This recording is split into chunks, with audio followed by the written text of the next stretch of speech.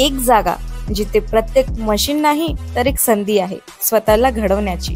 ही जागा म्हणजे Chhajed fitness club, Rahuri factory मधील सर्वात विश्वसनीय आणि हायटेक जिम। महिलांसाठी स्वतंत्र batches and trainers, 100% safe and positive environment, AC सह पूर्ण सुविधा असलेली gym, hitech equipments, full body workout साठी योग्य। तर यायचं कुठे आहे? Chhajed fitness club, Tarabad road, Rahuri factory. आवाज जनतेचा, लढा सर्वसामान्य जनतेच्या न्याय हक्कांसाठी। राहुरी शहरातील अत्यंत गजबजलेल्या कानिपनाथ चौकातील श्रीराम मंदिर व कानिपनाथ महाराजांच्या मंदिरासमोर मोठ्या प्रमाणात कचरा साचलाय।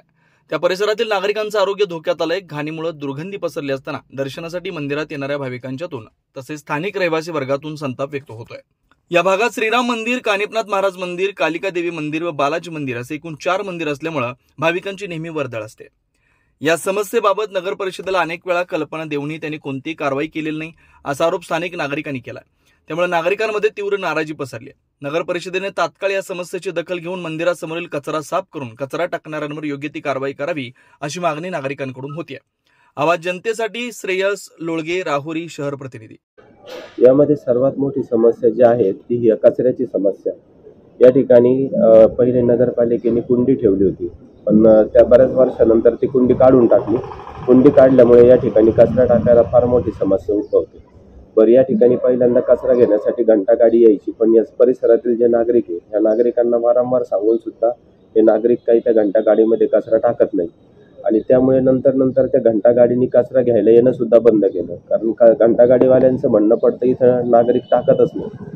पण या नागरिकांना जर सांगितलं की तुम्ही घंटा गाडी टाकायचं, ते टाकतो म्हणतात, पण शेवटी जे करायचं तेच करतात। सगळ्यात मोठ्या समस्या ही आम्हाला उद्भवते, कारण आम्ही याच्या एकदम जवळ राहतो। या ठिकाणी कचरा आणून टाकल्यानंतर इथले जे पाळीव प्राणी असतात, जनावरे, कुत्रे वगैरे, तो सगळा कचरा घेतात, इथं दारासमोर आणून टाकतात। त्या सगळ्या पिशव्या फोडल्या जातात, त्याचा कचरा इथे येतो, डास, इथे मच्छर येतात।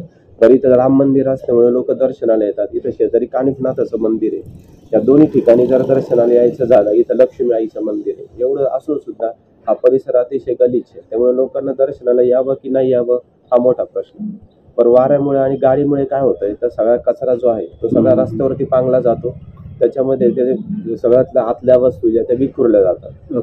त्यामुळे आम्हाला फक्त एक विनंती आहे की यावरती कायमस्वरूपी तोडगा काढावा, जेणेकरून नागरिकांना वारंवार या सूचना द्यायची गरजही येऊ नये आणि जे नागरिक घंटा गाडीमध्ये कचरा टाकत नाही त्यांना कॅमेरे बसवून त्यांच्यावर कारवाई केल्याशिवाय यामध्ये कायमस्वरूपी तोडगा सुटणार नाही, एवढीच फक्त आमची समस्या।